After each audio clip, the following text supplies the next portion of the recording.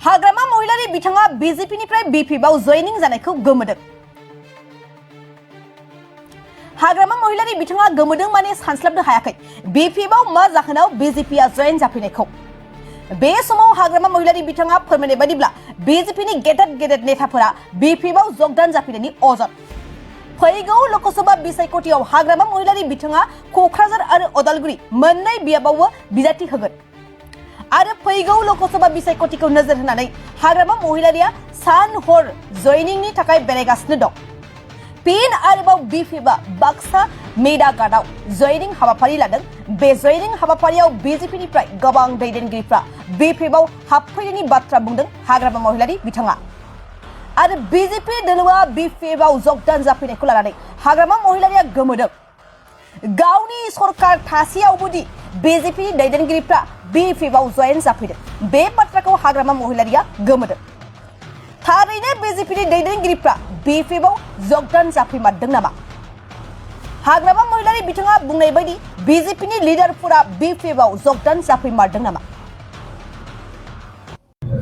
বিজেপিৰ পৰা কেনেকৈ আমাৰ দলত সোমাই আছে মই এইটো অলপ আচৰিত লাগি আছে। কি হৈছে বিজেপিৰ ভিতৰত মই ক'ব নাযাওঁ এইবিলাক, মুঠতে কিবা এটা হৈছে বোধে, নহ'লেতো বিজেপিৰ পৰা আমাৰ দলত আহিব নালাগিছিল।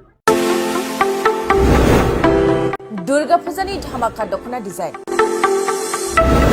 दखना फालांगिरि खालामग्रा बिथांमोननि थाखाय उदालगुरि सहरनि रयेल बड' फेशन हाबा लानानै फैदों फुजानि गोदान डिजाइननि दखना, गेमस्रि गाननाय दखना, मिथि गाननाय दखना, थाइलेण्ड दखनानि धामाका दखनानि डिजाइन। दखना फालांगिरिफोरनि थाखाय उदालगुरि रयेल बड' दखना गलायाव मोननो हागोन। नोंथांमोना गेमस्रि गाननाय दखना, मिथि गाननाय दखना, सिकिरि दखना, आर'नाइ दखना आरो थाइलेण्ड दखनाखौ हलसेल रेटआव। बर'नि हारिमुआरि गाननाय जोमनायफोरखौ दखना फालांगिरिफोरनि थाखाय बयनिख्रुइबो खमसिन बेसेनाव मोननो हागोन। उदालगुरिनि रयेल बड' फेशन हाबाव बायदि रोखोमनि दखना। नोंथाङा दखनानि फालांगि खालामनोब्लाबो रयेल बड' हाबाव गासैबो दखनाखौ हलसेल रेटआव मोननो हागोन। खम बेसेनावनो लांनानै फालांगिबो खालामनो हागोन। रयेल बड' गलायाव थांनाय फैनायनिबो जेबो उसुबिदा गैया। रयेल बड' हाब दखना गलानि थंआनो जाबाय उदालगुरि रेल स्टेशननि साखाथियावनो।